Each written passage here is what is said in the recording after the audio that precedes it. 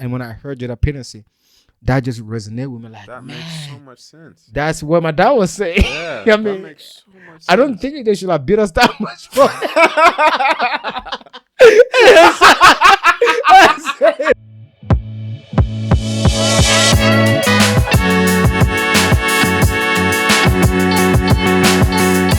Hello, welcome to another episode of Diaspora. Today I have a special guest today. It's my boy Caleb. He's originally Special guest. special, double special, bro. Put one more special on this. Hey, I appreciate you, Jay. Thanks for coming, man. Of course, thanks for having me. So Caleb is originally from Liberia, so I'm excited to have you here, man. I'm excited to learn about your country, and maybe we can, be able to get into some cool stuff. So first, last time we met, we kind of talk a little bit about Liberia, and that's kind of why I have it here today. So what city in Liberia were you from? I was born in Monrovia, Liberia. The capital? The capital. Mm-hmm. Nice. Yeah, I was born there in 97. Nice. I was during the Civil War. So shortly after that, my family and I came to the States. But yeah. Is that like the multi-year civil war that happened there? Yeah, it was. I can't remember exactly when it lasted, but it was about 13 or 14 years. Oh my God. Mm-hmm. It was a long time. The United Nations and all this stuff were involved. So you said shortly after you were born, you moved to America. Yeah, I moved back to America. So my mom is from Tennessee. My dad's from Liberia. So they were evacuating all the Americans out of there. And since my mom was an American, we got to go with her. So what was your mom doing in Liberia in the first place? She married my dad. So they were there. So they moved to Liberia together? Yeah, so my dad came over here for college and met my mom. He already wanted to be a missionary when he came over here. And my mom decided she wanted to do that as well. They were both Christians. They were both religious. So they got married. They went over there, started planting churches and stuff. And yeah. That's dope, man. Mm-hmm. So, and then when things kind of got crazy, they were able to kind of leave. Yeah, we're able to come back. So the cool part is they had already established a school in Liberia at that point. So right now they have a school that goes from kindergarten all the way to 12th grade. So they had parents? already. Mm-hmm, wow. They're the proprietors, so the people who founded it. So during the war and everything, my dad would have to come back and check on the school and make sure everything was running well. And then he'd have to come back to the States. So shortly after I was born, I think we came to the States, and then we went back to Liberia for a bit, and then we moved to Ghana for a little bit because we didn't want to be in the country while all that shit was going on. And then we moved back to the States. So it's so blurred in my head because I was super young at the time. At the time, I was gonna say, but it was constant just shift back and forth between the States and Liberia. Wow. Okay, so, but you say you guys also moved back to Liberia for a bit, right? Mm-hmm. So how old are you in that second migration? I have no idea. I know I was in elementary school. So you were super young still. Yeah, 3, 4 maybe. Oh my, okay. Yeah. It was very. So how long did the second trip lasted? Probably 2. 2 years. Yeah, probably 2. Most of the times we spent places were 2, 3 years, between 1 and 3 years. That's what I remember. For school, I remember doing some of my middle school years in the States. I remember doing 3rd through 5th grade in America. Then I did 6th through 9th grade in Liberia, and then I did 10th through 12th grade in America. I did some of my schooling in Ghana, 1st, 2nd grade in Ghana. So it was just constantly moving around. My mom probably knows better, or my dad probably knows better than you. Yeah, but it was just constantly. So they were still doing missionary work too in Ghana, right? Yeah. So my dad worked with the Bible college in Kumasi. But yeah, they were still doing mission work there. They were still planting churches. They were still involved with the work that was going on in Liberia as well. But we just couldn't be there for the safety of the family. Right. Stuff like that. So how was Ghana for you? It was cool. I was young, so I don't remember much of it. Right? Yeah, but all I remember doing was going to school, and and going to church in Ghana. I think I remember in Ghana we used to walk around and go like to the different street markets, and there was this one lady who every time we'd walk by her stand, she would always be like, "Oh Bolombo, What is oh that? Bolombo," like it means like fatty or something like that. Because I used to be, I used to be this small, fat, this round American kid, so everybody would just pick on me for my weight. I know exactly what you mean, bro. Yeah, it'll be I used to like get behind my mom and start fucking crying and shit. Like, I hate it here. It's fucking awful. You're getting bullied. Like, Yeah, that memory is like in Oh, there. That man. shit is never leaving. that happens to Nigeria. It's like those market lady. They will give you names. Some of them will call you my husband and all that. Exactly. And it's like you're a child. You're just like, can you just stop? Yeah. You know. And every time they see you, they will not stop. And it wasn't like, I know it wasn't like anything malicious. You Right, know, right. They weren't trying to be mean or anything. But Right. I mean, at the time I was young, I was like, I don't like that shit. right. Yeah. Don't call me fat. I don't like it.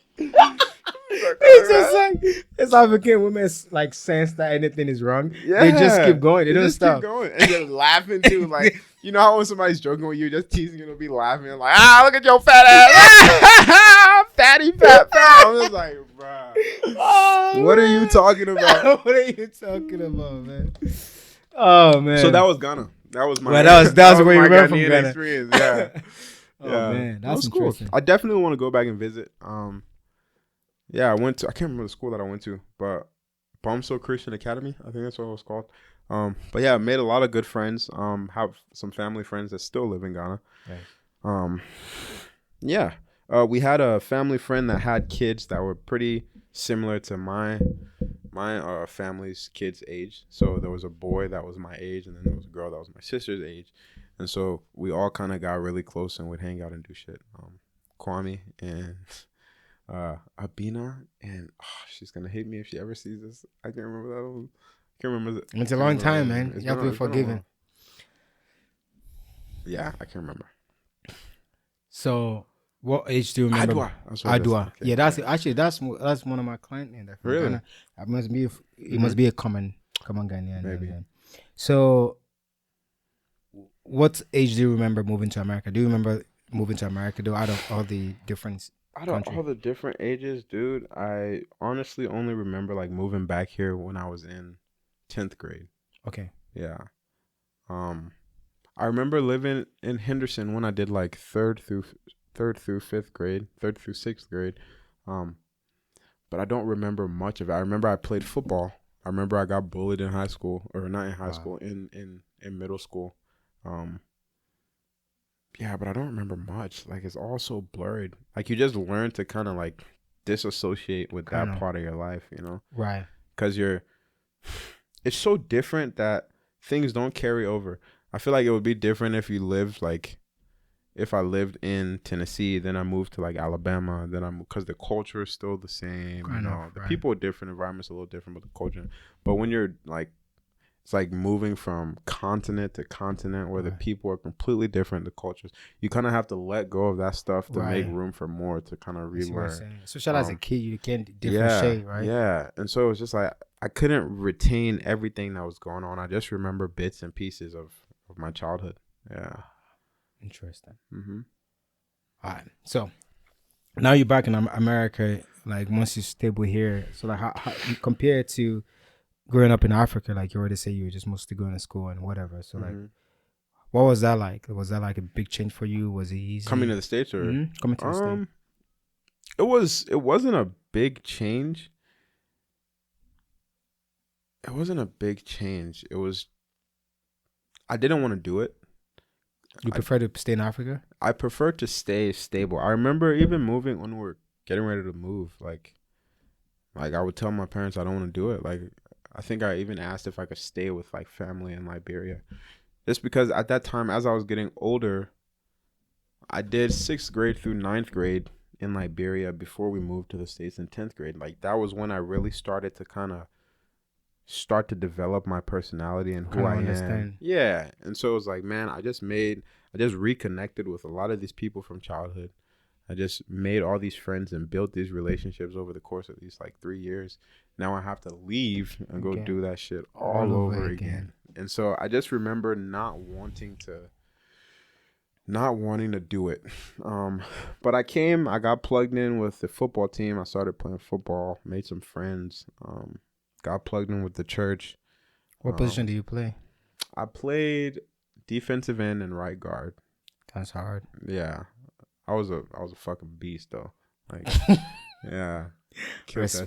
That shit. Football is fun. If I grew up here, I would have Yeah. played running back. I It's think cool. I love it. It's a little just more so physical. intense. Yeah, it's very intense. That's what I didn't like like the physicality. I love that. I would love the intensity. Yeah. I would be scared in didn't. the beginning, but I think like once I get used to it, like just get used to like the soreness and of some it. people do. And it's not even the soreness. It's just that I'm not a physical person. Like there are Right. people that are more not aggressive, but just more like inclined to like impact and like put throw that hands in shit. your face, yeah. I'm like, I'd rather play soccer. Very technical. Like, Yeah. I like beating people at different shit instead Right. of like, oh, let's fucking go head to head. Right. Like I can do it, but I don't like it. it. Yeah. It just So I doesn't was engage never you. really good at it.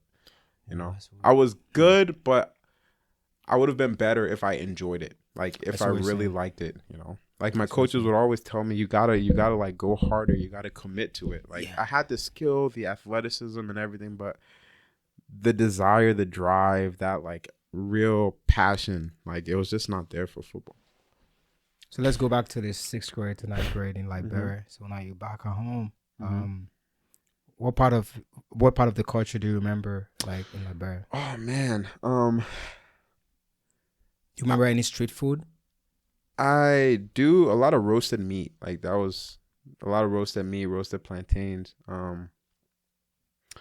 roasted like cassava, On the street? on the street, especially at night. Like that was the Right. best time to go out. Right when the sun's going down. Yeah. Everybody, Roasted corn too, right? yeah, Corn. roasted corn. Yeah. Everybody's getting their coal pots out. Yep. And starting their Starting fire. to find that. Yeah, starting to fan that shit. You start You see smelling smoke. everything. Yeah, smell All everything. the little clubs start having their No, music going. Bro, time out. Dude. They're not club. They're like They're little shacks. they're just fucking little shacks. They're just shacks, bro. They play music so loud. So loud. You can't hear So anything. It's like everywhere you go, Mhm. you're literally at a party. So Right. like you're just walking down the street. You can walk for miles, and it's a constant nonstop party. And Right. like the smells are so good. People are selling like cow, goat, fucking dog, like whatever, everything, fish, whatever they got.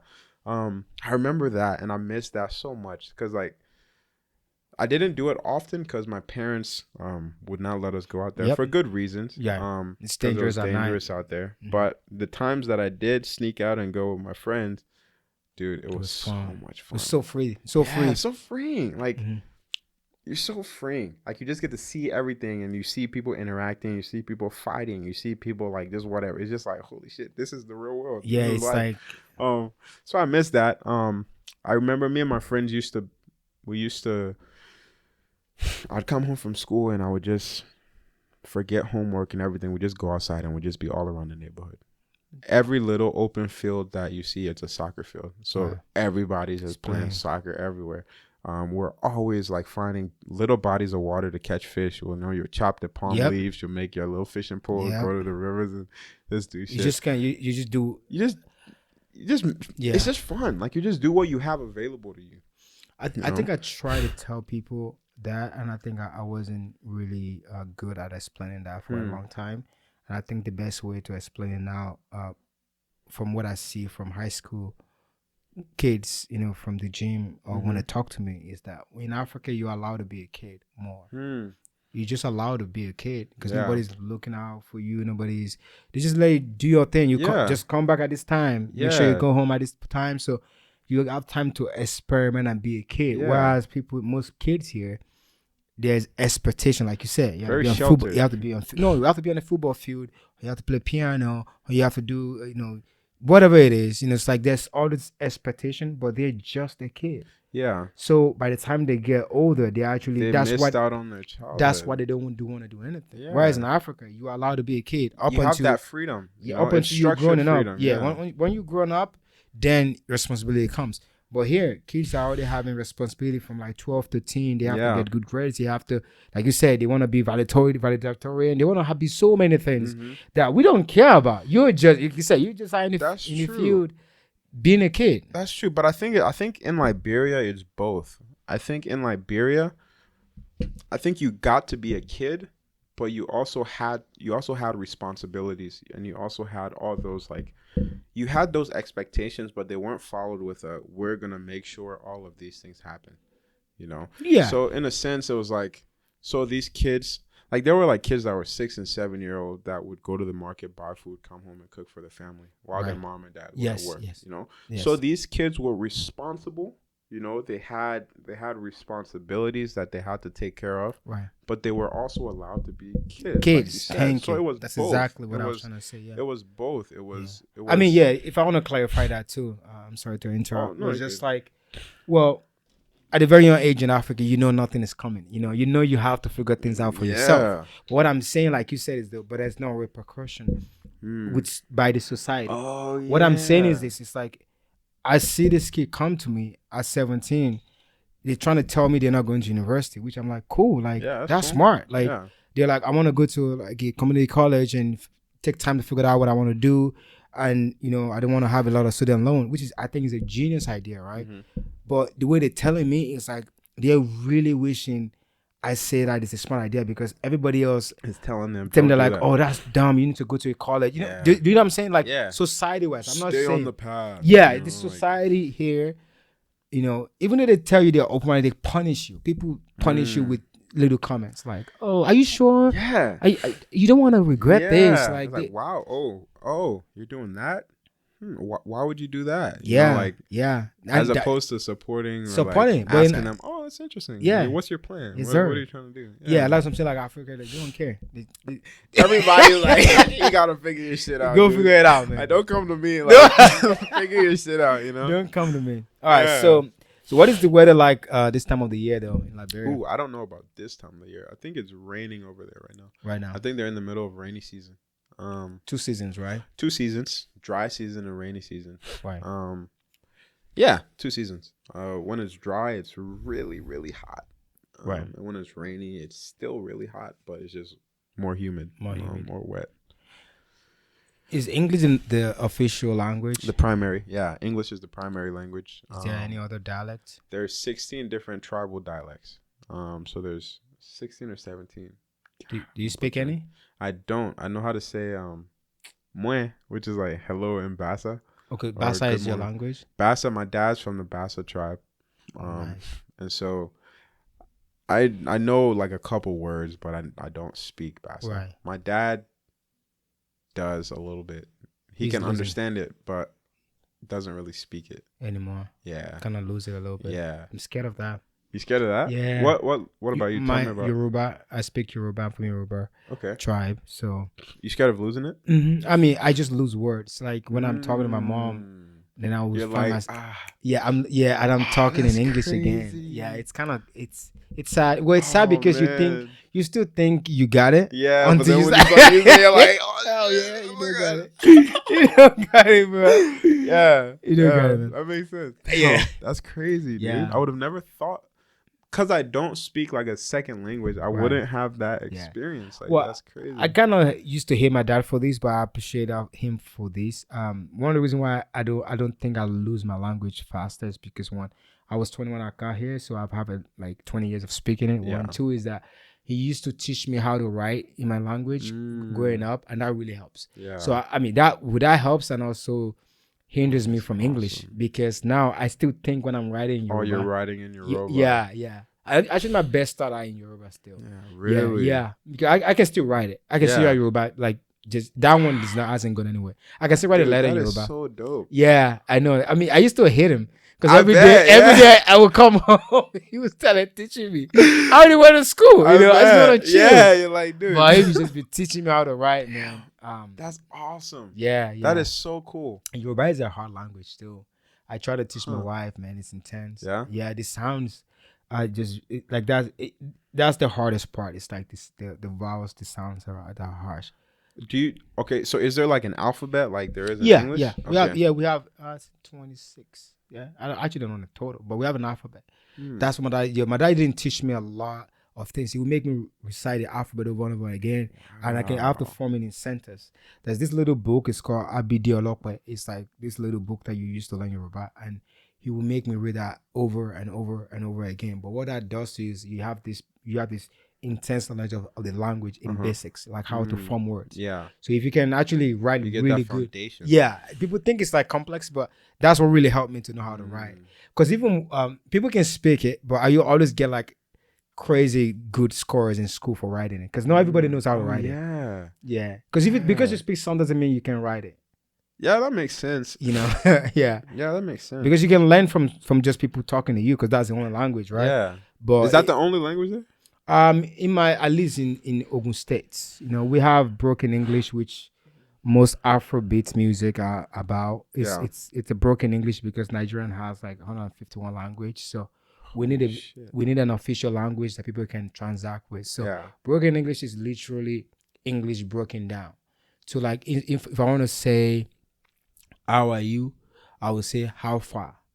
So like how far, like that's it. And I would say I did. So it's a very expressive language too. So I did is like I'm good. Okay. But it's very simple. Yeah. It's literally you write it the way you speak it. It's like how far is like how and far. Really? Yeah. And I did is I and DEY. Wow. I did. So it's like, but it's like that's what people speak in Lagos. So an Hausa man and Yoruba man can transact with broken English.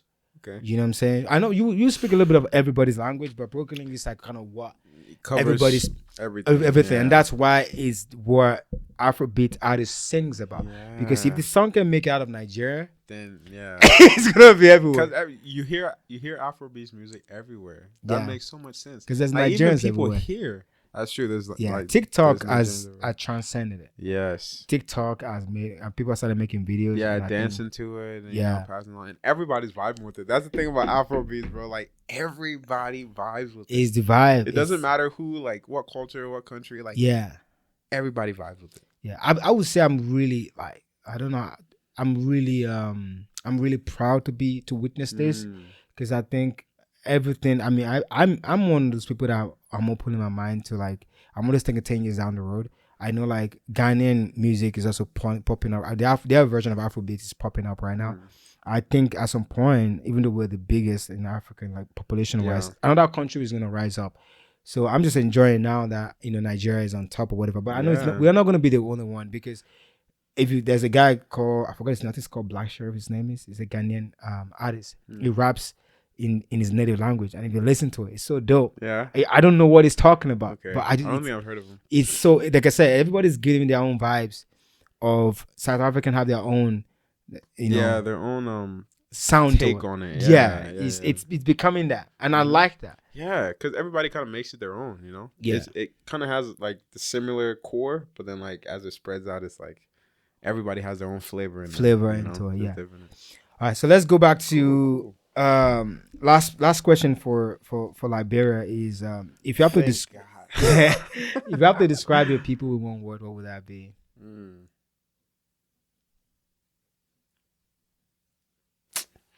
I would say communal. So very, at least when I was there, it seems like to be slowly switching, but when I was there, it seemed to be very community focused. Everybody kind of looked after everybody, That's one of the reasons why my friends and I were able to just run around and do whatever we wanted to do. Like, there were no fences, like doors were always open, people were always outside, like the adults and everything, they were either sitting on the porch, they were sitting in the yard under the tree. Like, there were eyes everywhere, so kids could just run around, be free, do everything. Their parents weren't always worried about, oh, where's Caleb? Oh, where's Isaac? And stuff like that. Like, they're very communal. It was always like together. Like, we would just bounce around from house to house, like all our friends' houses. Like, if there was a group of 5 of us, we'll go to my house. We'll eat all my food first. Like, I don't know if you guys did this growing up, but everybody had their bowl. Like, you'll have your rice in your bowl and then your soup. And then there would be like my rice and my bowl. Then there'd be my sister's rice and her bowl. There'd be my mom and my dad's. Yeah. So we'd go to my house. We'd eat my food. We'd all split it up. Then we'd go to the other Yep, friend's that's house. what we Eat should all do, their man. food. And like sometimes we would all save money. Like we used to have lunch money when we go to school. My parents would give me like 100 Liberian dollars, 100 LD. I would take $20 from there every day and put it in my dresser. And then at the end of the week, all my friends would bring their money. I would bring my money, and we'll go to the market. We'll buy meats. We'll buy peppers. We'll buy rice. We'll buy everything, coal, everything we needed. And then we'll just go sit at one of our houses, cook food, and just eat, and just hang out and just talk. So I think it was very communal. Like it was very communal. That's one thing that I miss about it. Everybody here seems to be very like, and this isn't a negative thing, but everybody seems to be very on their grind. Like, it's so like, we got to figure out our shit, like my shit. I got to figure this out for me, my future and everything, which is great. But I feel like with that, you tend to lose a lot of that community because you're so eye focused. But I don't think everybody's like that. And I don't think, I wouldn't say that's American culture, but I feel like a lot of people that I look at, it's all about, they're so busy with their shit that they don't see, the people that want to connect. And then everybody's like, oh, I feel so lonely and depressed, but then nobody's like really trying to like build real relationship or get to know each other. Yeah, I think they're just working. Just working. Yeah. I think what you were saying, I was thinking about like, why are people now on their pouches in America? They are at work. Yeah. They are at work, even in the summer. They are at work. So there's no time for rest. It's like you work for 50, 60 years, then you finally get to sit on your porch. And there's nobody there. There's nobody there. That is so sad, bro. Yeah. I mean, that's the way of life. It's just a completely different culture. Yeah, it's just a cultural thing. And you don't miss what you don't have. Like, if you haven't experienced that, then it's kind of like, this is the only way to do it. This is the way we know. So, so it is what it is. That's where I think Guinness on the bottle says 11:50. Is it? Oh, no, not 11:59. I forgot the number right now. 1 second. 17:59 is Guinness time, which is 1 minute before 6 p.m. So if you notice, like, it gets dark, I'm assuming at 7 p.m. Yeah. Even Nigeria too. So it's like everybody come home. Yeah, grab a Guinness. Hang out. But that's the cultural thing. It's a cultural thing. Like you said, people don't come home, at 11 p.m. in Liberia. They come home at 6. Like, if my dad is not home at 5:30 or 6, my mom is worried. Something is not wrong. Something's not right. It's very structured in that way. Yeah, very structured. Like, when you're off the clock, you're off the clock. My dad would, a lot of times, he would get off work and he'll go play basketball with his boys. Right. He'll get off work, he'll come home, hang out for a bit, go play basketball with his friends. I would come home from work or school rather, and I'd go and I'd just be hanging out with my friends. It was very much like, it was just so community oriented. Like I don't remember a lot of times where I would sit alone in my room or in my house and just feel depressed or bored. It was always like I was doing shit. Yeah. Someone is coming. Somebody's coming over. You're going to somebody's house. Someone you didn't invite is coming over. No, bro. That was the thing my mom hated the most about Nigeria is people would just come and knock on your door. And they don't go. Like, they do not go. No. They would come and stay for fucking hours. They would talk to you, man.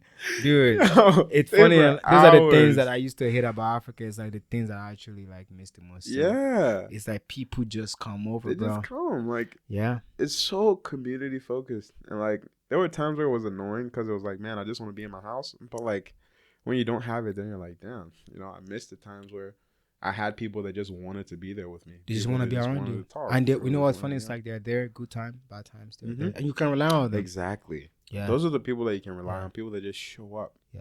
And this one thing too, people don't understand about America. The reason why most people are depressed, I think, is they don't have something that can distract them.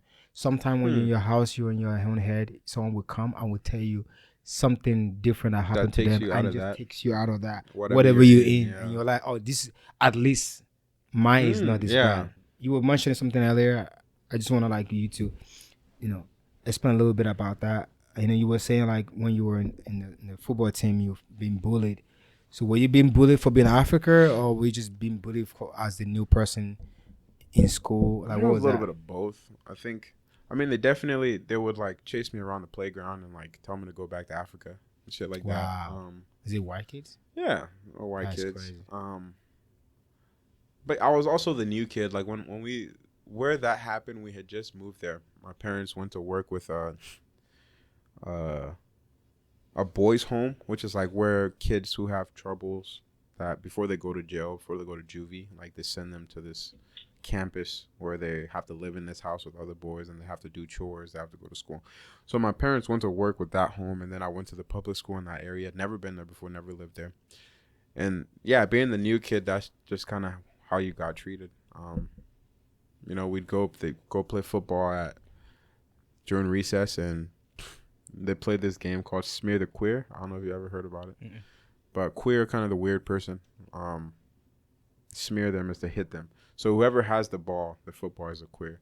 And they would just run to me and throw it to me, and then all of them would just like start hitting me. So yeah, it was.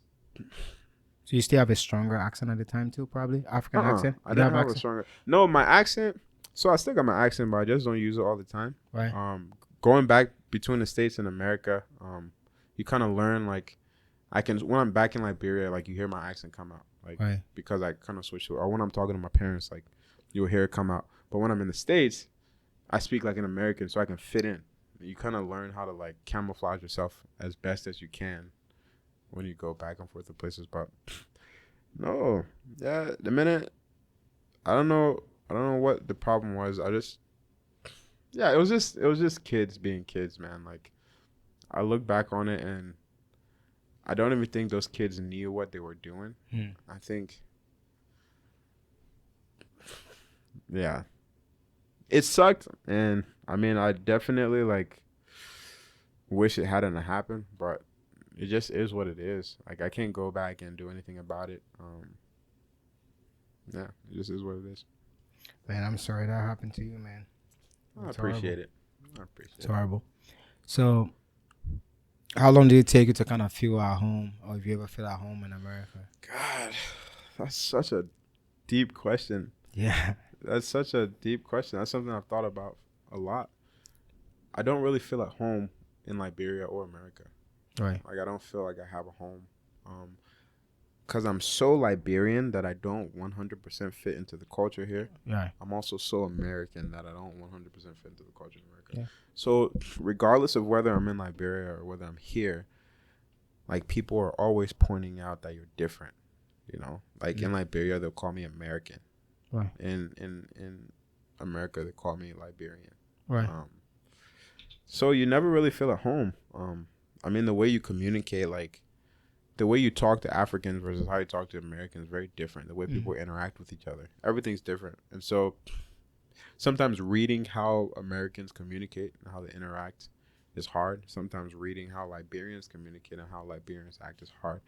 So you learn how to survive and adapt, but I've never really felt at home, like anywhere.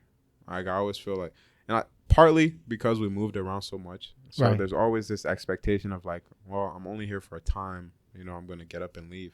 So I don't know. That's something I've thought about for years, bro. That's crazy you asked me. I've never really felt at home like in other places, you know. And I found a couple people that understand that. Like people can understand it, but there's few people that like have that experience that understand it. Yeah. And there've been other missionary kids or, you know, other transplants that have been back and forth their entire life. You don't feel completely safe or completely secure, or completely planted or grounded. Like, yeah. I mean, you're a global citizen, bro. You're a citizen of 2 continents. Yeah. And I don't ever try to speak like I understand what someone's going through, because I think that's kind of a little bit probably pretentious of someone saying that. But in all honesty, I would tell you, I understand how you feel. You know, I've been here 10 years. I've not been home. You know, I've been planning on going home hopefully next year at some point. And I feel exactly what you're feeling, because I don't know where to go. My wife want to go with me. I was like, I don't know where to go, Kristen. Like, I really don't know where to go. Like, I don't know where to get an hotel anymore, because I was 20 when I left. I never had an hotel. I don't even know what.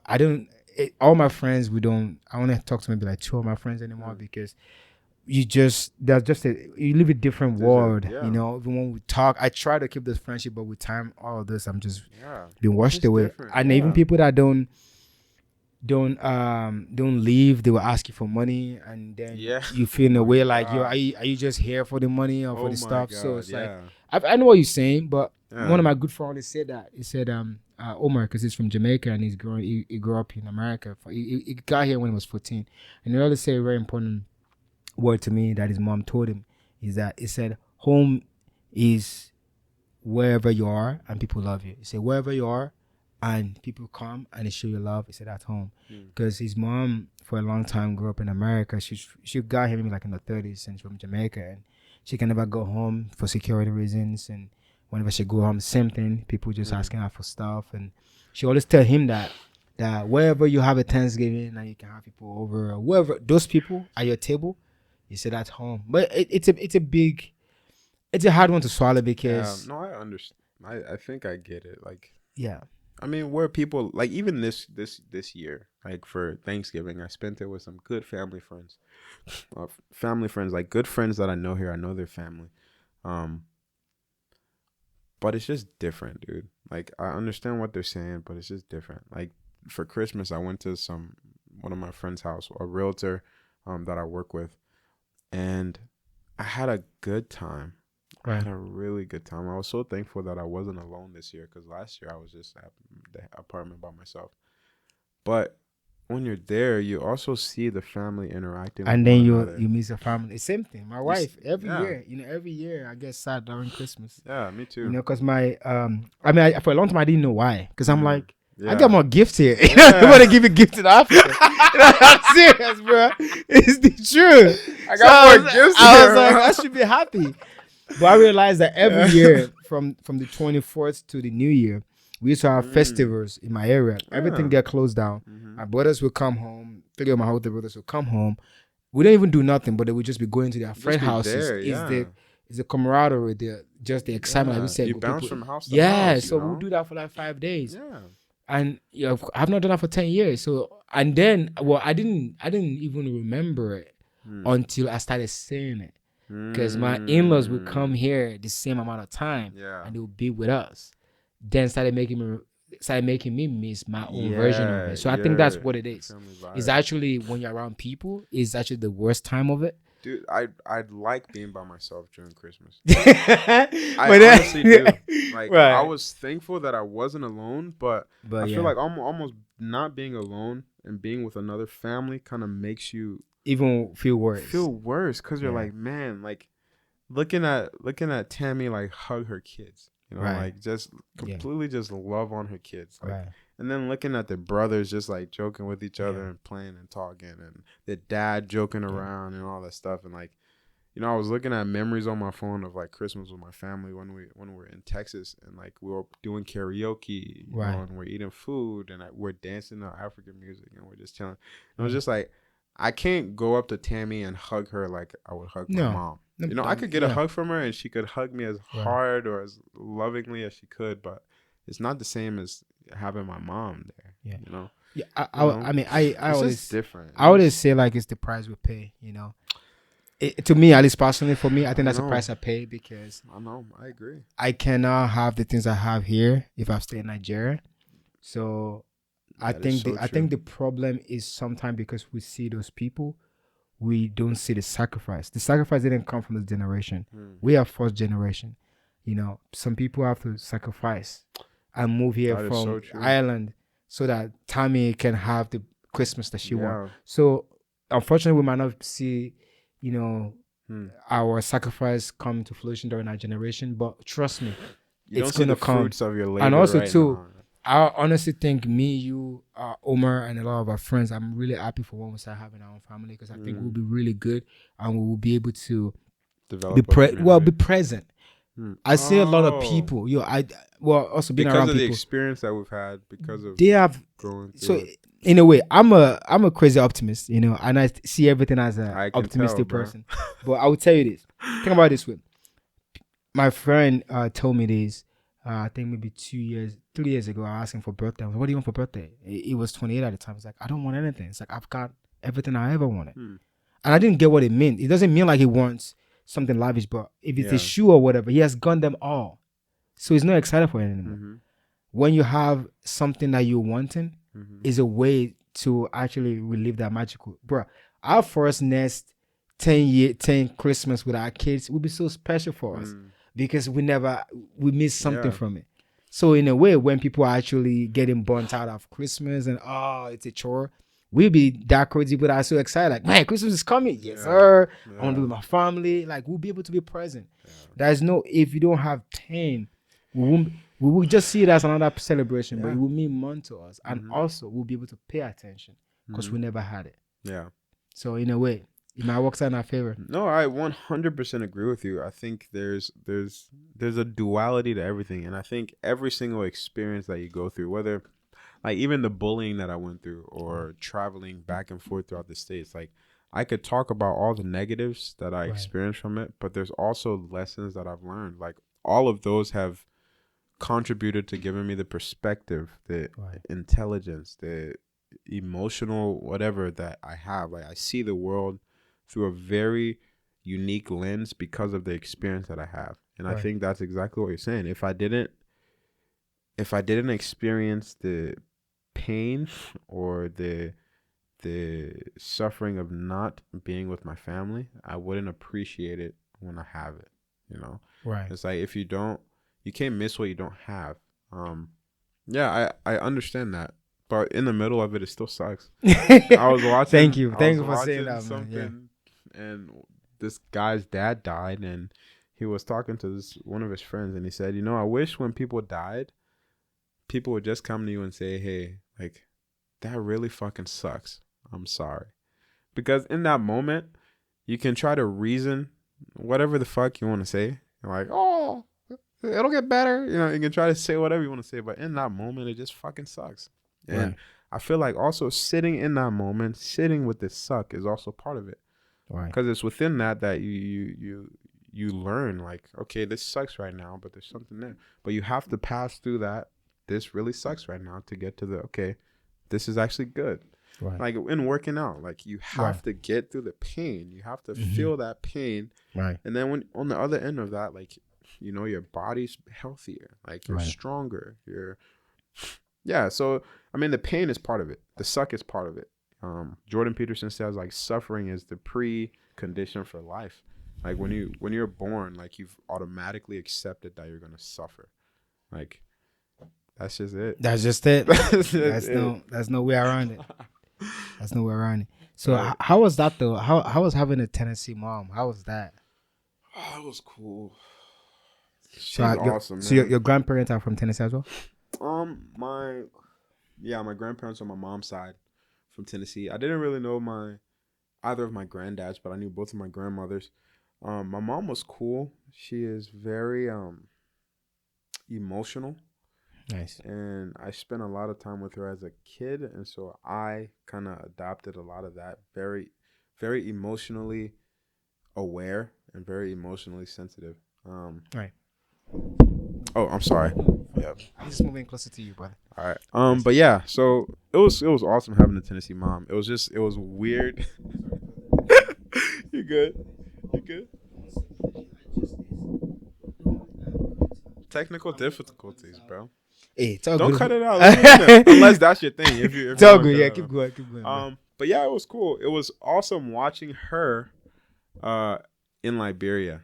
Because, as a kid, you kind of plug in with your people. Right. And you kind of start to learn the ways. Right. But because she had grown up in the States, there was so much, like, that she was used to.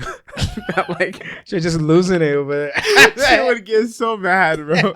Like, when we're talking about people coming over just whenever. Yeah. She would get so mad. And people coming over their house and asking you for money. Like, people would come to my dad all the time. All the time. And asking for money, asking for advice. And my mom would be like, why? They just coming here? They just coming? Don't they know they need a call before they come? No, nobody like, and it was just funny, like, watching her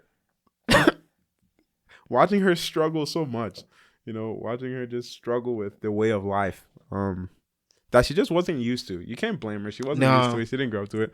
But there was also, it almost seemed like, and I know she tried, but it also seemed like she didn't she didn't accept the culture as it was. She expected the culture to be different for her rather than like trying to adapt to the culture. Yeah, I've heard a lot of African Americans that told me they want to move out to Nigeria. I was like, bro, maybe you should visit first. Yeah, I mean, I know you think it's bad over here, but don't do it, bro. All these people when Trump got elected, everybody Yeah, was like, it's back to Africa, we're going. Like, y'all are okay. Don't take your bullshit over there. It's not gonna fly. No. But yeah, it was just funny. Like, you get stuck in one of the African countries, man. right? You Don't know how to get out. Don't know where you're at, who you're talking to. You will figure it out real quick, bro. Nah, yeah. But it was cool. She's awesome. I mean, they've lived there for 20 plus years. She's done a great job. She's raised 3 amazing kids, myself included. But yeah, I think she is definitely my rock. Like, I spent a lot of time with her growing up. Right. I'm a lot closer to her than I am with my father. But yeah, she's awesome. So what do you think is the difference between both words, having an American mom and African dad? Like, what are the things that you can see from both? I don't know. Like, that's a really good question. I'm probably gonna think about that now. No worries. Take Like, your time, bro. No worries. That's gonna be something I journal about because I've never thought about that.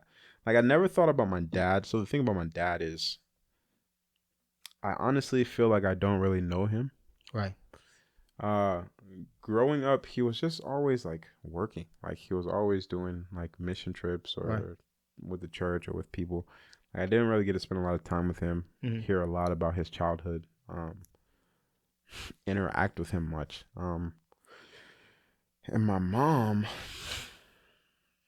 yeah, I don't know. It's interesting. I haven't really like thought about that. So now I'm having to try to dig up memories and figure shit out. Yeah, I can help out. So I mean, as someone like I said, I lived in Nigeria for 20 years, and my dad passed right after I got here.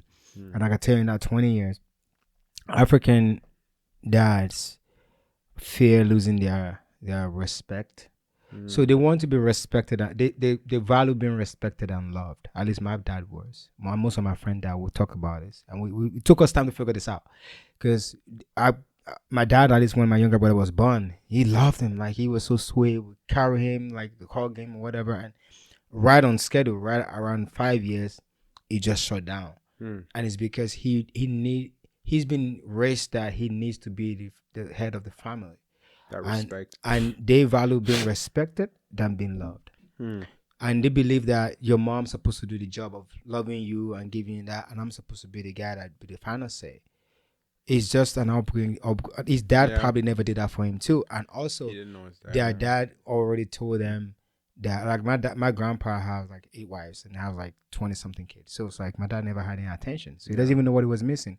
And also, plus that was that they have been told that being a man is providing. So if an African man is providing, he believes that, do not ask me anything else. Do not ask me for hugs. You think I love you? You want me to tell you if I love you or not? I love you. I'm providing. Yeah. So it took me time, you know. And I was very, very lucky that 2 years right before I came here, you know, me and my dad got into a big fight. Like, probably one of the craziest fight. You know, I did something bad. He would tell me to come lie down. Like, I normally lie down and flog me, and I was like, no. And I moved out of the house. And 2 weeks after that, he actually come back to me and try to reach me through my mom, and I apologize. And I was like, I'm not going back home. I was like, I'm just done. Yeah. And at the time, they were very terrified because they told me that I'm gonna go join a gang or whatever. But then they started seeing that I was doing good. I got a job. I was doing okay. And then it was funny. All of a sudden, man, this man started respecting me. This man started telling me about, also maybe something. Maybe he knew it was gonna pass. I don't know. But I started helping him on his job for free. We used to have a contract before. I would help him, and he sponsored me to school. And we would do that, and then whenever it's time for me to go to school, and I'll go asking for money, and literally my dad would be like, I don't like the tone of your voice. I have no money. And that's it. Like, he could have just told me he has no money, but he would blame me for not giving me money. Do you see all these tricks? So I learned early on that I can't rely on him. So I started figuring things out on my own. But every time, don't get me wrong, man, he was always thinking like I'm off to like some bad stuff. He would tell me horrible stuff. But anyway, but right before he passed, for like those 2 years, it was really interesting because he would tell me about his childhood, why he didn't go to school, and man, they were really sad stories, man. Like they were really Yeah. awful, like awful. Like one of the one I remember the most was like there was a ghostman next to my dad's house, and the ghostman was pouring their hot iron lead they use. Just you know how Africans just pour things over the fence. They pour it. My dad was laying down, was like 8 or 9, Oh and that thing wow. burned through his back. They thought he was gonna die. They Mhm. took him to the hospital. His parents left him there for 6 months. They thought he was. They check him maybe once a month, and he said he has to develop sense of humor and making the nurse come to him because there was a lot of other kids there that their parents have left them there to die, and the nurse actually don't want to come take care of them unless you. But he figured out very early on that if he can laugh and make the nurses laugh, they'll They would remember wanna be him. there, yeah. I mean, imagine figuring that out at like 8 or 9. Mhm. You know what I'm saying? Yeah. And I thought I had it bad, you know. And Dude. also like when he wants to go to school, his parents sit him and his brother down, and they ask them to choose who they're gonna send to school. Yeah. And his brother's like, "I'm older than you. I'm going to school." And so that was it. That was a conversation. There was no There was no in between. yeah. And he has to now figure out how to live his life. So it was very interesting, like listening to him. Gives you And some. it just gave me a little bit of like whatever I thought I had was just It helps nothing. you show grace because you understand their situation a little bit more. Yeah. You know. Yeah, I mean, he could still work on himself. He could still course. do stuff a little better. Of course. But in his eyes, he thinks he spoiled us. You know, he thinks Yeah. he spoiled us. Like No, I can attest to that because that's one thing I thought about my father is like my dad didn't even know his dad, kind of almost like yours. He didn't know his father. He lived with his mom. He lived with like 3 other brothers. Like he literally came from nothing. Came from nothing. And he was able to make it to the States. He was able to get a college degree. He was able to go back to the States, and he was able to build a school, touch the lives of hundreds and thousands of people in Africa, in Liberia. And I think it's very easy for me to like look at my situation and be like, oh, you didn't do this for me, you didn't do this for me, you didn't do this for me. But I'm also discrediting all the things that he did do for me, you know? right, Like, he didn't know his father. Like, he was in my life. you right, know? Maybe I didn't have, like, I can go talk to him about any and everything type of relationship Right. with him, but he was there. You know, I Right. knew I would never be hungry. I knew I would always have clothes. I knew I'd always have shelter. He provided. He stayed married to my mom, and he was faithful for his entire life. He's done so much. Hold on, You know, so much. It's not. Oh, he is alive. I didn't mean that. Bro, way. don't drop it know. go like that, bro. Nah, nah, he's still alive. He's still alive. Yeah, bro. knock on wood, bro. Yeah, please. But yeah, like he's been married to my mom. I mean, they raised 3 kids. Like both of my sisters are married and they're doing well. Like, so to come from nothing Right. and literally have this legacy left behind you, especially when your father didn't really help you, when your father wasn't really there, and then to have your son, you know, oh, you didn't do this, you didn't do that, you Right. failed me as a father. All the other things that he did, like, Right. for me to just pick, and of course for me it's big, it's huge, but I also feel like it's unfair because he did a lot. And so now my mentality is more like I have to take everything my dad did and build on it. You know, I have to take his legacy and build on it. So if my dad did all this stuff, but I feel like he lacked in the area where like he was present with me, that's my responsibility now. I need to be present with the next generation of Davids. I have to be present with my kids. Right. And I know for a fact that I'm gonna fuck up in a ton of ways with my kids. Right. But and that's the thing. I'm hoping that I can be present enough that they can have the perspective of dad did the best that he could. The torch is now for me to Right. build on and add to and fan that flame, and it's fine. Maybe not, but We're having technical issues today. It's all good. Is it gonna go it's again? just gone. Oh, that's Maybe that one. yeah. Yeah, that's the one. Yeah. But yeah, it's just like trying to change my mentality, my perspective on it, because for the longest time I was very mad at him, you know. most of the memories that I have of my father are memories of him disciplining me. Mhm. I don't have a lot of like fun memories, like playing catch with him or like, Right. like just talking with him about shit or whatever. Yeah. I'm also too, you have to understand, like he not brought to this culture, but playing Yeah. catch and Yeah, all that. That's not what exactly. that's And I not what think they're that's raised by. another thing. Like being raised in America and being raised in Liberia, Yeah. you have expectations. You're of, just like, confused. exactly. You're I just was confused. like, I had these I'm sorry, bro. expectations of him, and he didn't even know he was supposed to do any of that He shit. doesn't. You know. Yeah, he doesn't. And so it's like yeah, like I can blame him for a lot of shit, but now it's like, okay, I know where I feel like I'm lacking in my life. Like Right. I'm old enough now to start working on that shit for myself. Like the days of me blaming him, the days of me holding all that shit against him is over. Like now it's my turn I have to take that responsibility for myself. I'm not under their roof anymore. They're not responsible for me. I am. So yeah, that was really good what you shared, because that makes a lot of sense. I think my dad was very much on respect.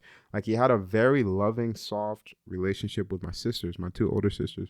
Yep. But with me, it was very much like a almost man to man. Like, Yeah. and having the perspective now, I was a very emotional and sensitive kid, like very feminine almost. They don't know how to respond to that. Yeah. So they don't know how to respond to that because they've not even have the luxury of being emotional. Yeah. So I remember my dad would beat me more when I cry, when he beat me. Yeah. But what he's trying to say is that, hold it in, like you're a man. well, again, we can shit on African dad for a little bit. So two things you said about that, right? You said one thing earlier too that was very important, which was you were saying he would tell you like you're not his son, right? My dad used to use that word too.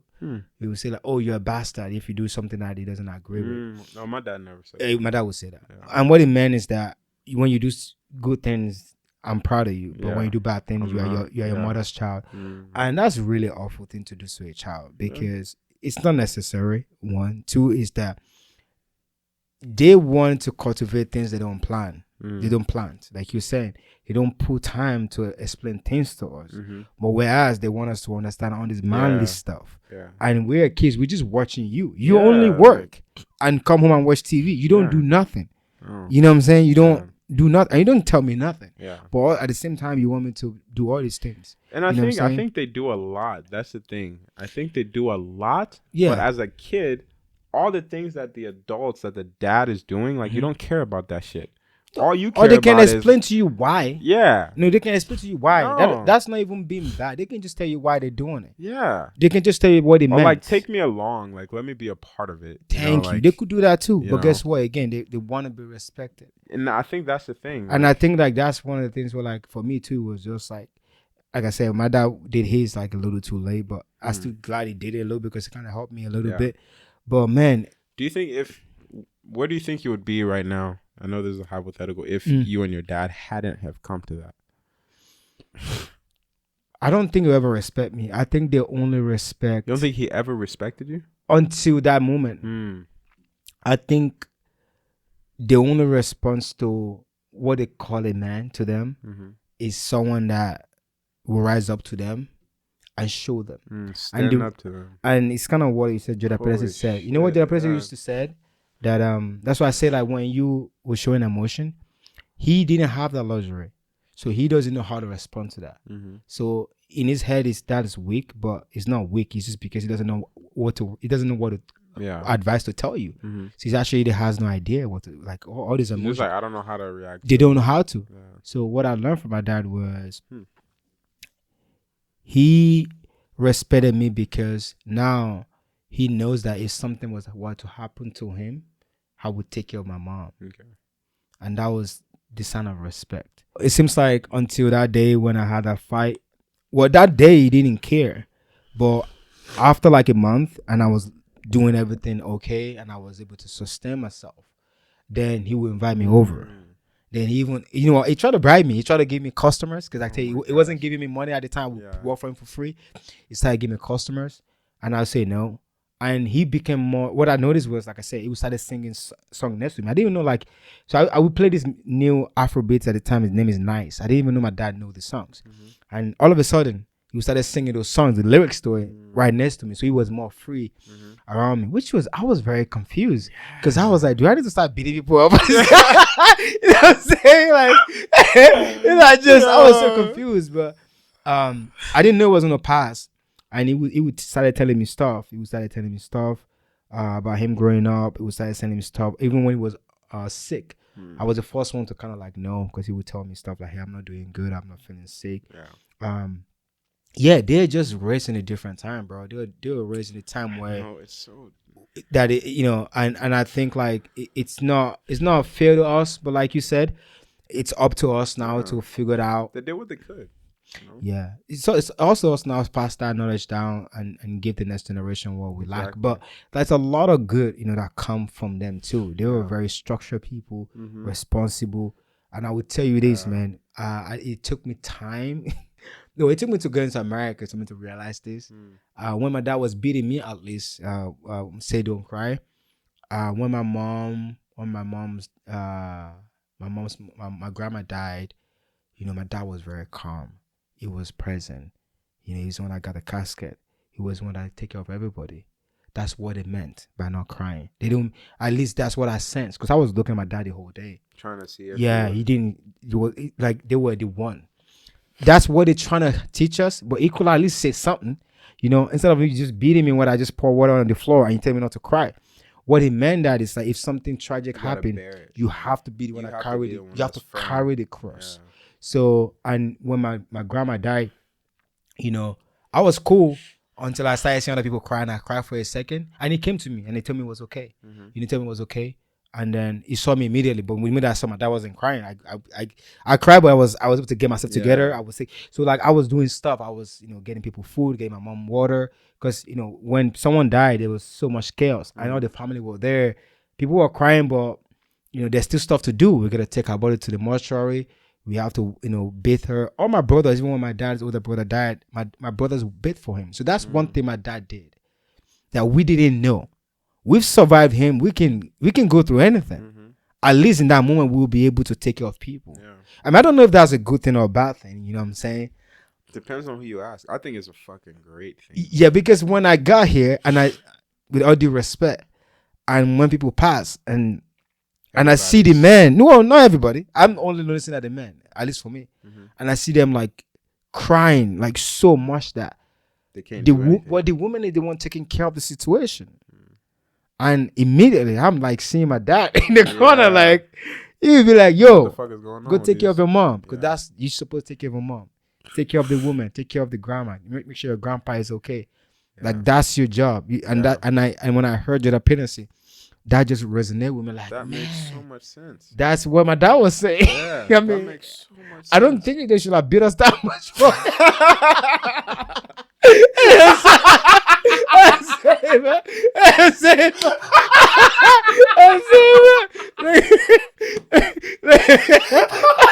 I don't think they should have beat us that much. No, man. They don't have to, man. They don't have to, man. But, yeah, they could have done it a different way. Bro. Yo, but that's crazy. Like that makes a lot of sense. Like I think my dad was very much that person. Like when my grandmother died, my dad's mother, that was the first and only time I saw him cry. Right. That was the first and only time when his mom passed away. But he was still doing stuff, Right. Like he was still getting his shit done. Right. Like up until the funeral, when she was in the casket and when they were about to close it, right. That's when he cried for like I think 5-10 minutes. Right. But there was still shit that needed to get done. Yeah. And as a man, like I think as a man you do that. You have to be able to have your emotions. You have to be able to understand your emotions, but you also have to be able to like get the work done.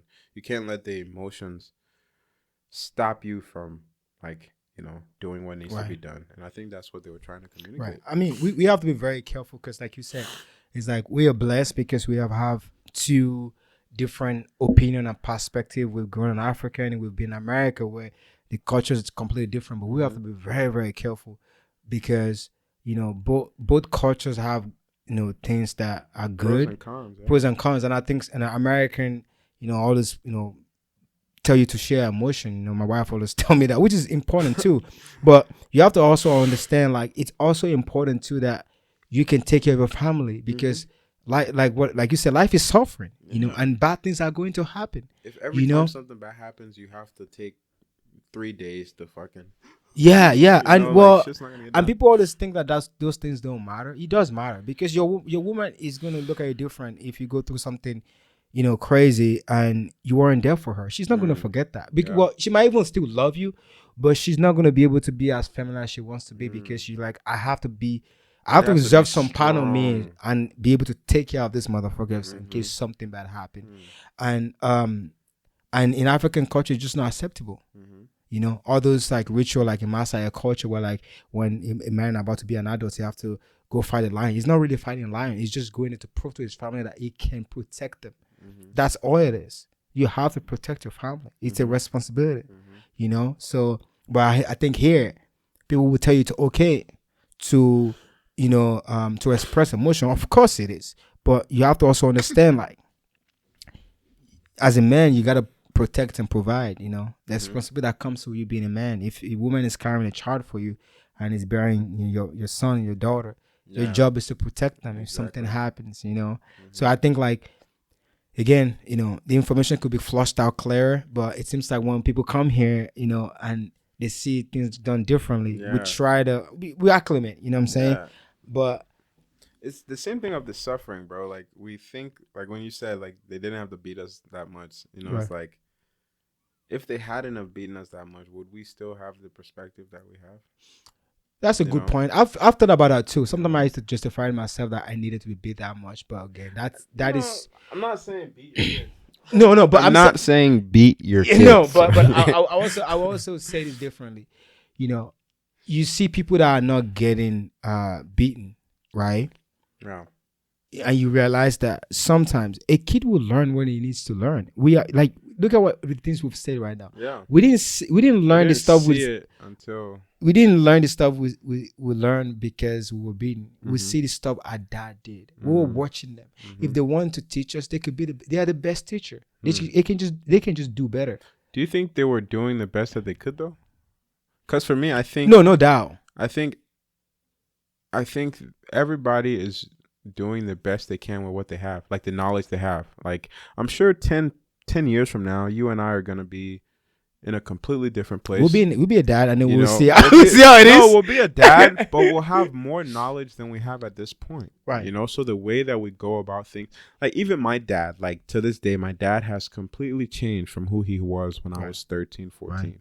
Like the way he interacts with me, the way he interacts with my siblings. Now that he has grandkids, the way he interacts with them, picking them up, throwing them up, joking around, laughing. Like, you're like, this motherfucker wasn't very like, like, yeah, I'm like, you guys get the fun, grandpa. Yeah. I got the fucking get your shit together. You know, like, and it's just like, I think as they get older, I think for where my dad was at when I was growing up, he did the best that he could have. Like, he was trying to prepare me for the real world. He was trying to raise me. He was trying to instill discipline, you know, and strength and virtues and morality and all that stuff in me. So I think he was doing the best that he could. Same with your dad. You know, we have the perspective now, we have the knowledge now, and we're also different. So we can look back and say, oh, if I was in their shoes, I would have done it differently. You know, I wouldn't have beat my kid that much. I would have talked to them more. If you had your dad's experience, you wouldn't have known how to do anything different than what he did. Yeah. You know, and so that's why I'm like, I think they did the best with what they could, and I think it's every person's job. It's almost like that rite of passage you talked about. Like when you have to go face that lion, Jordan Peterson calls it the dragon. Like every man has to face his dragon. When you go face that dragon, it's coming to the realization that everything that you have been through has led to that moment of realization of like, oh, this is what this means. This is what it means to be a man. This is what it means to be a leader. This is what it means to be strong. This is what it means to be a protector. This is what it means to be a servant. This is what it means to be a lion, you know? Right. This is what it means to be human. And so I think as each generation goes by, like, we learn these things. We reflect on our fathers and their fathers and their fathers, and we can like put pieces together and we're like, oh, so this is what they were trying to teach us. How can we teach it in a better way, or how can we teach it differently, or how can we pass this on? Yeah. Yeah, I mean, it's important. I mean, what you just mentioned, that they did the best they could, and I think another thing too to point out is the fact that it's like people that get in trouble for like tweets they tweeted 10 years ago. It's like that was the culture of the time. I remember my dad used to let us, all of us, 5 of us, used to learn how. He'd teach all of us how to drive cars, and some parents thought that was the worst thing he could have done. They think he was giving us too much too soon, right? But my dad thought it was really cool that we all can drive him. He would make me drive us to convention center, and he would make me speed because he would tell me I want to speed so I can know that when I'm not there, because I know you're gonna speed anyways. I wanted to know that you will be able to handle it.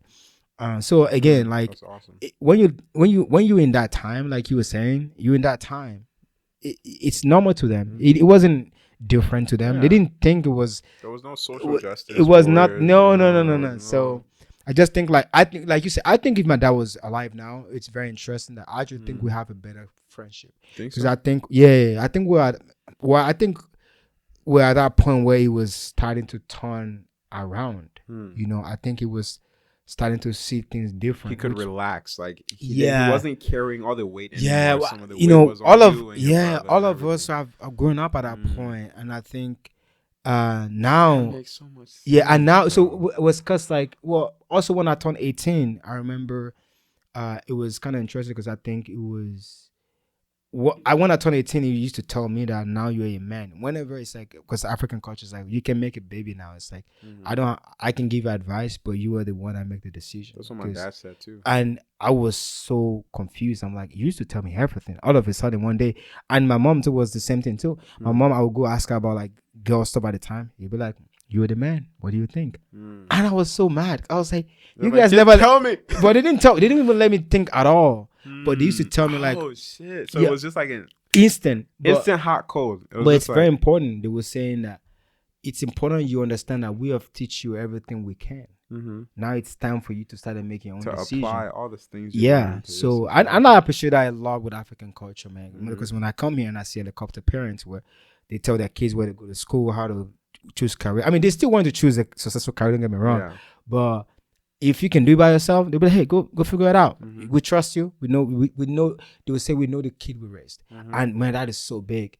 Your parents telling you they know that we've taught you everything and we have confidence in you. I didn't realize that, man. That is big, because I see people here. They say they trust their kid, but then they be like, are you sure you want to pick that job? Are you sure that's what you want to do? Mom, bro. Yeah, that's my mom. But African is like, we got you. We know the kid we raised. You're gonna be fine.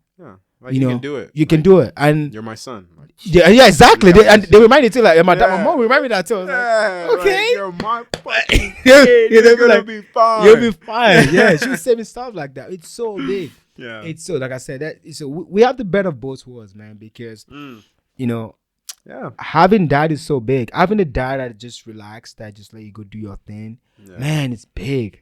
It's so big because we have dads that have read too many books. They want their kids to be silent way, and you see those kids even after they're successful, they're still looking for their dad validation, and they don't have it. Whereas in African culture, they press you to you're 18, they let you go out and roam. I'm not responsible for you. And they'll count down too. My mom was counting down to my 18th birthday. I didn't even know why. She was counting down for me, bro. Can't wait till the motherfuckers out of yo, she's like, you're your own. I remember they started asking me about rent, and I was just like, I don't have a job. They're like, yeah, go figure it out. You're gonna start paying rent, and I'm just like, what? Like, but it was not. There was no preparation before my 18th birthday. They just kind of threw you into it. But that's how African stuff out, because they're trying to let you know that that's how life is. Yeah, that's how life is. It doesn't prepare you. No, you just gotta figure it out, and then make it next thing. That's awesome. Yeah, the perspective is cool when you think about it. Like after the fact, it's like, we're blessed, bro. We're blessed, man. It really like it took me time to understand it, but one of the best things I think ever happened to me, which is why we're talking right now, is that being diasporan is the best, bro. We have it, like what you said in the beginning. We have a unique perspective, but also we can relate to both words. You know, you have no idea how cool that is. Think about if you can take a fish from the Atlantic Ocean and you can throw in the Pacific Ocean and you just swim. That is so cool. Yeah, most fish will die. that's true. It takes. We think about all the people that didn't come. That's a reason though.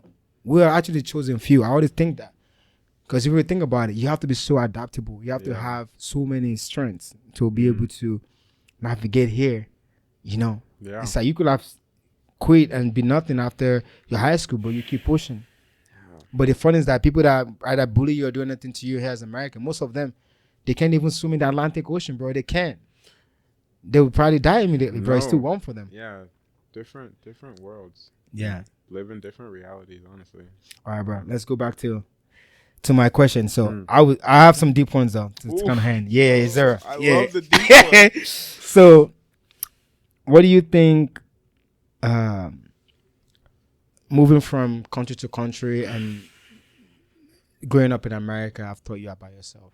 About myself?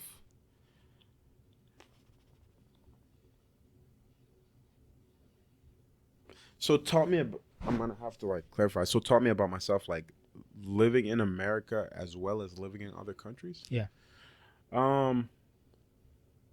It's literally what you were saying. It's made me realize that I can adapt wherever I go. Right. Like I'm not afraid. Yeah, there's a duality to every single thing. So it's made me realize that I can adapt to any situation that I go in. But I also realize that I never feel at home wherever I go. Right. So I never, like, even developing relationships that last for a long time. Right. Like I don't have people in my life aside from my family that have seen me grow up. Right. That have seen me in different stages of my life. So like you meeting me, like you know me from a couple months ago when we met. And like our relationship begins there and all you're gonna know is Caleb from then on. Right. I don't have people that have known me from the time I was a kid till now. You know, like it's always been like I meet these people, they get to know me, then I up and leave, meet these people, get to know me, up and leave, meet these people. And I think with that, you tend to only show people, you learn how to show people the best parts of you. You learn how to show you learn how to show people, you learn how to make people like you, and you learn how to you just learn how to meet people like very easily. You learn how to talk to people. It's like, hey, what's going on? Like, you know, how does that affect like how does that affect like the connection though, like long term connection? It doesn't, but I feel like it does affect the long term connection because I don't have that with anybody but my family, so I don't really know how to establish it. Like whenever I get, and I notice this in some of my relationships, I notice when it starts to get to a point where it's deep, to where they start to see the parts of me that only my family sees, immediately I'm like, no, I don't want to let them in. I don't want them to see that. Do you think you like self-sabotage it, or you just gonna end it? I think I self-sabotage. I think I pull away. You know, I think I blame the other people. I'm like, I'm like, no, you're doing this, you're doing that. I don't want to be a part of it. We just project shit. When in reality, it's me. Like I'm scared to let them see that vulnerable part of me. Because I haven't had to show that to many people. I've only had to show. I would say that's big though. Like I think I told you the first time I met you too. I think you have no idea how big like self-awareness is, and I think you're very aware. I think I am, but that's the problem. It's like, well, it's not a problem, but I think where I'm at is like I'm aware, but I still feel like I struggle with that very, very much. All you have is time, bro. Yeah, until you don't. No, bro. No, good. Bro. Like, bruh. I don't like that stain. No. Everybody says that. All you have is time. I can tell you. 5 years ago, I was like, oh, all I have is time. I'm 25 now. Okay, G. Okay, the next 5 years is going to be like... I'm 31, and I would tell you this. When I say all you have is time, I'm not saying, like, don't still try to be better. But I'm just saying in terms of, like, life is long and also it's short, and I'm not trying to give advice. I'm just telling you for like when I was 25, I remember I used to just think like, man, I need to figure things out to do it quick. But that quote, I think it was like Rick Ross that said it that become viral. It's like, I don't want to move right, I want to move correctly. Man, that is so dope, bro. You want to move correctly, G? That's true. Because you can really That's go the true. wrong way, man. You can really think you're doing everything right, but you're just going the wrong way. And also too, like, we just don't know what universe have in stock for us. Some of the things you're working on are there for a purpose. You know, that's a reason. Like you were just telling me, so you don't recite a book at the same time. That's a reason. But if you do your best, Yeah. that's all. Have you read The Four Agreements? No, I've not read that one. You should check it out. Yeah, Yeah. that's a dope one. Check it out. Yeah, but I really think you're doing the best, bro. Because I mean, because I appreciate also like I noticed that the first time I met you too. I think I told you immediately too. I think you're a little harsh on yourself. Maybe that's one of the things I spoil myself with. It's like I'm harsh on myself, but I also love myself. Yeah. Too much a little bit. Yeah. Because I think you have to have both. And I've seen some of my friends that either like love themselves too much, Or they hate themselves. or they say too much. Very hard on And that's themselves. kind of like that's interesting because I don't think I'm hard on myself. I finished. I didn't mean to. Just yeah, no, but it's fine. yeah, But I'm just saying, like, I don't think you are. But I just think you're giving yourself too many deadlines. It's almost like you need to figure this out at a certain age. I'm just saying, bro. I'm 31. All I can tell you is like it get better. Yeah. I have no regret. You know, there's some things that I'm still working on that I thought 5 years ago it would be. Oh man, by now it should be done. But I also see why they are not done now, though. I also see like, you know, I mean, I don't want to get too deep into them, but like, there's a reason, bro. Some things you need them to cope. Yeah. You know, because I used to think like, man, you know, playing games. I used to hate like playing. I don't play games. I never play online and whatever. But once in a while, man, I would hit these walls, man. That I would just play game for like an hour and it relax me. Or what we talked about, maybe just you need things that you enjoy, bro. Selfishly. Yeah. A little bit, not I books. 100% agree. If you things is just like, and that helps Things you that a lot. Just enjoy. But once you get to that point where you put yourself in a place where you like you want it to be, you know, perfect all the time, and it's a pressure of American society, you lose the joy. Because what's the point? Yeah. You have to enjoy. One is not going to be. And Exactly. You have to enjoy the experience. Yeah, and like we talk about, life is suffering. Bad shit's gonna happen anyway. So you know what I started doing is I write down things I want to get done, you know, in a day. I'm still struggling. With all that being said, I'm still struggling with enjoying things too much because I think I'm either off and on, and I don't want to lose my control. I'm probably a little bit of control freak. I want to be on. I want to get things done. So sometimes I tend to like not like have fun as much as I can, but I do. Whenever it does happen, I've been trying to just relax more and realize that my best idea, this podcast idea, some of the things I have them on vacations, bro. And those vacations, I didn't want to go. I didn't want to go. I was thinking, bro, you're missing out on work or something? No, because, for example, I'm planning a trip to Nigeria right now. It's like that's a month and a half. Like, this is one of the things again maybe was unconscious about. The pressure of Africans to make it hard. It's harder for us to make it here, regardless, right? We're black, we're Africans, and it's harder to get things done.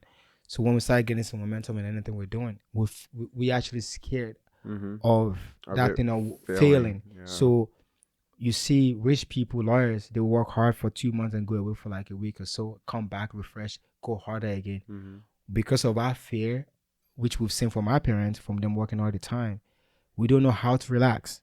Well, great ideas don't come to you unless you relax. You're just a routine. Like I said, I was on vacation when I thought about this and it happened. So when you actually, which you have to physically be calm and relax, it will come to you.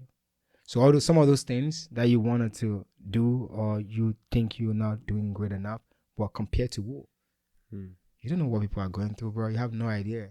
Like most people that you see are probably gambling or doing horrible shit. You have no fucking idea, bro. So like, but you are to yourself because you're the only thing you're saying, right? You see so much of it. Yeah. You were like, man, come on, bro. Yourself. Come on, Caleb. Because not only you don't like with most people, and this is something I've talked about with a lot of friends. With you, I don't see all your shit. Right. You know, I see all the hard work and all the effort that you put in. I'll give you some off camera. I'll give you some. And again, no, not even. I appreciate it, but like not even that. Just in general, like with my friends, like when I see them and I hang out with them, I'm not focusing on their shit. I'm not focusing on all the things that they do wrong. Right. You know, when I'm with them, I want to encourage them. I see all their hard work. I'm constantly pointing out, dude, you're doing this, you're doing that, you're doing that, you're going. With myself, not only do I see all my hard work, but I also see all my shit. Right. I see all the times that I purposefully like don't do what I'm supposed to do. I Right. see all the times that I lie. I see all the times that I run and hide when I should be facing things. I see all that shit. So I think it's it's not good, but I think it's normal that people are harder on themselves. Like nobody is going to be as hard on you as you are to yourself. Right. There is nothing that I can say that you probably haven't even told yourself.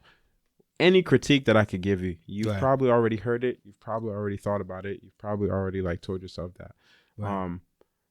And so yeah, like back to that, like not being hard on yourself. I definitely, I'm my biggest fan. Like 100, my mom bro. loves me, like, and she's always gassing me up. But Yeah. I am my biggest fan.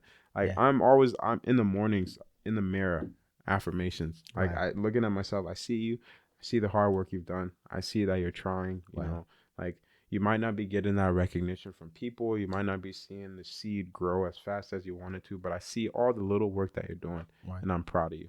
And every little victory that I have, like I stop and I tell myself, I'm like, hey, you just completed that good fucking job. Keep going. Respect. I'm my biggest fan. I always support Respect, man. myself. But like you said, it's both. Like I'm not that person to myself. I'm not that parent to myself that's always like, oh, you're fine, you're perfect, just Right. keep doing. But I'm also not the parent that's just like, oh, you suck, get this shit together. I think I'm a good both. I'm like, hey, we tried that and we didn't succeed. Right. Let's examine it. Why didn't we succeed? Okay, next time we'll do it this way. We'll try it this way. Right. But also good job for trying. You know, like keep trying, keep pushing. Right. But yeah, I think that's a skill that I've had to learn recently. Ever since I started digesting a lot more books like Jordan Peterson and people Right. like that.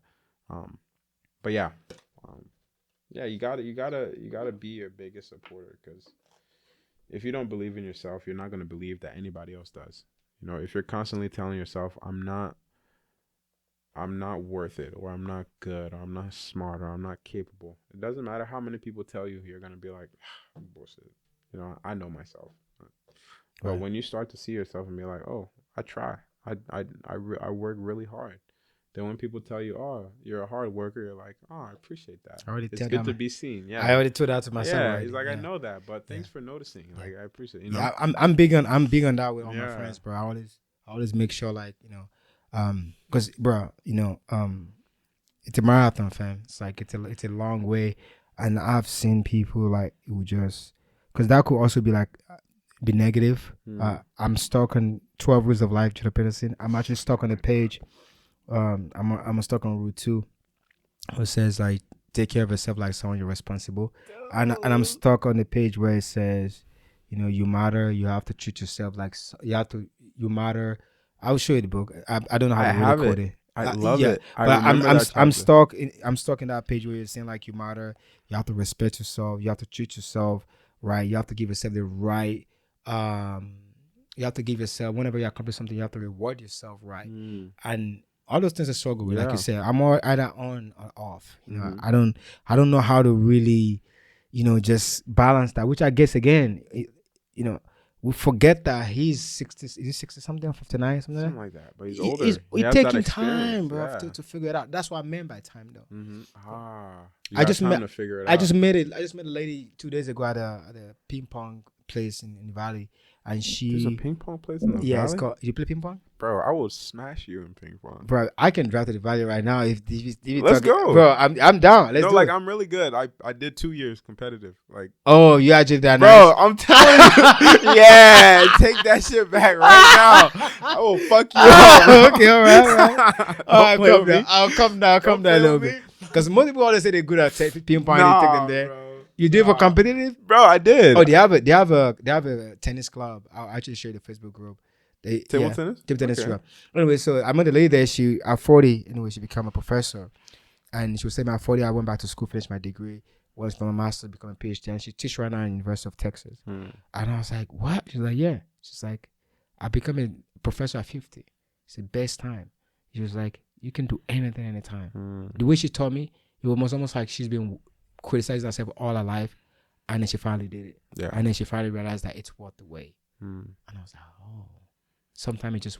And I would see all these friends and people that I went to church with. They'll be running and they'll be doing all these marathons and stuff like that. And there was that part of me that was like, man, I really want to do that. But I was this bigger kid, and I was like, I could never do that. Like, I can never, ever do that.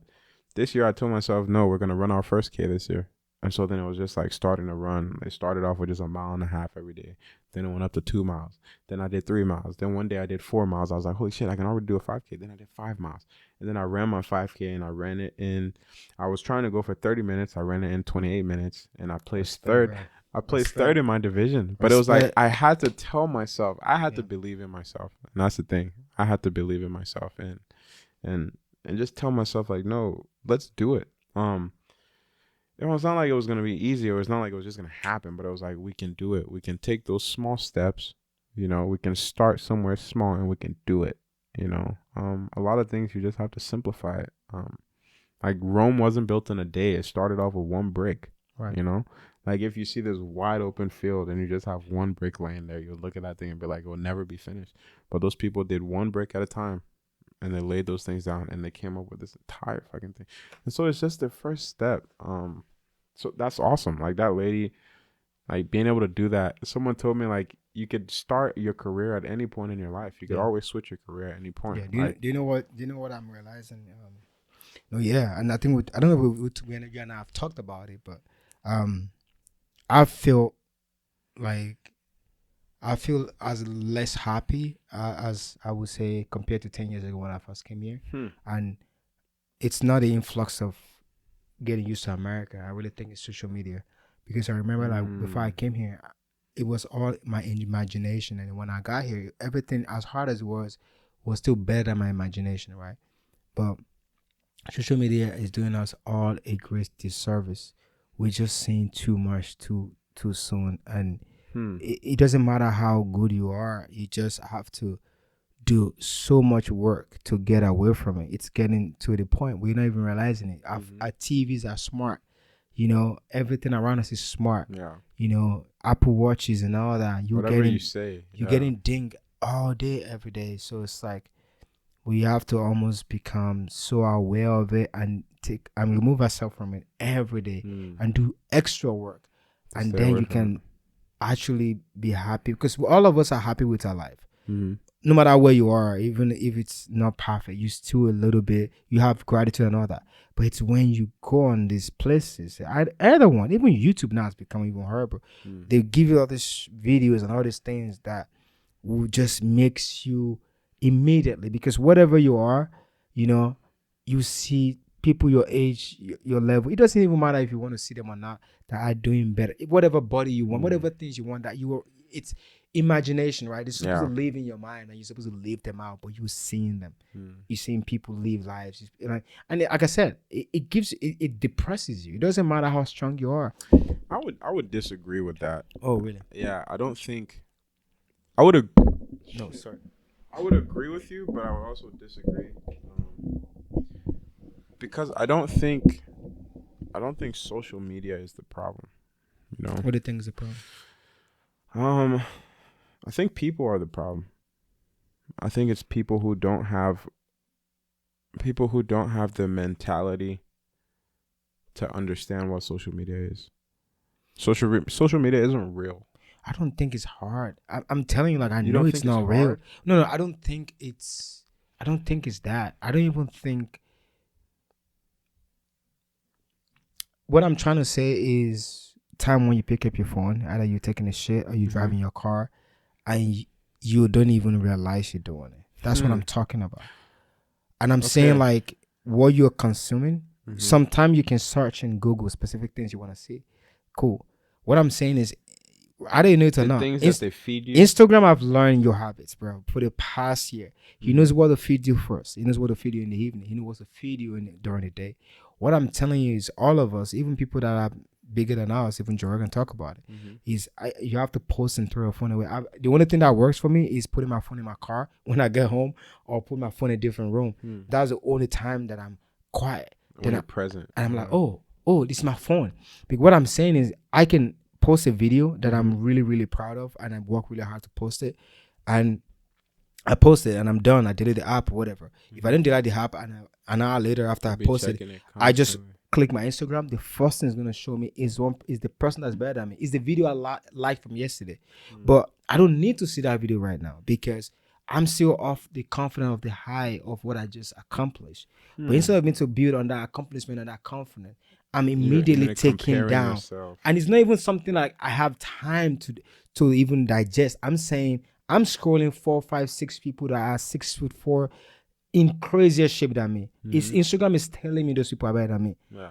I'm saying I'm liking those pictures. I'm not even conscious of it. Do you think Instagram's telling you that? Or do you think you're interpreting that as that? I don't think Instagram is telling me that. Do you think Instagram, do you think Instagram is using your videos for somebody else too? Oh, definitely. Oh, absolutely. I'm not saying like it's not helpful. Well, I'm not saying it's not helpful, but I'm saying like, do you think Instagram, like after somebody else who's smaller than you just starting posts something like that? Right. Do you think when they open it an hour later, your video's right there? Do you think that's because? Do you think there's an intention in there to make you feel bad, or do you think that's your perspective, how you're interpreting it? Good question. That's a really good question. I really think it's an AI. I don't think it's a person. All right? They're not even thinking the way we're thinking it. Well, that's what I'm saying. Like, do you think the AI's intention is to make you feel lesser than the person? No, their intention is to like. They're just trying to get that out there. Time. No, it literally is. So what? I don't know if you watched that documentaries on Netflix about social media. What the AI look into, the algorithm looks is how many seconds you use you stay on the picture before you scroll over. So it's not. I'm telling you what I notice about it. Yeah. And I'm not saying I post my shirtless pictures too, and people tell me all the time. But I'm just telling you, like, you know, as someone that I would say maybe I'm 40%. If there's 100% of people in the top dog on Instagram, maybe I would say I'm 30 to 40%. I'm saying, like, you know, even the 100% person is not happy. I'm telling you, because Instagram is feeding them whatever it is that he's into. Instagram will find it and will show him. And I'm saying someday it helps you, motivate you to go to the gym. But I'm saying, you know, 5 out of 7 days out of the day, it messes with your own creativity. That's all I'm saying. And I'm saying like, no, I agree. And I'm saying like, I don't think we even have time to think. Because the emotion just comes. That's what I'm telling you, bro. The emotion just comes. So you think it's just a reaction? It's not something that we control or that we do. It's just the reaction from the. I would challenge you for the next 24 hours. Just notice times that you pick up your phone and think if it's conscious or unconscious. We're not even consciously picking up our phone anymore. I already know right now. Like I pick up my phone a lot just to see what's going on. Just to see, you know, and if it's entertaining, if it's dopamine, if it's whatever, you know, whatever it is, it's the algorithm is getting. But I'm saying, like, then put your phone away and immediately assess how you feel. That's what I've been trying to do. And I'm just like, this is not good. At least for me, What have you noticed from doing that? What I noticed is that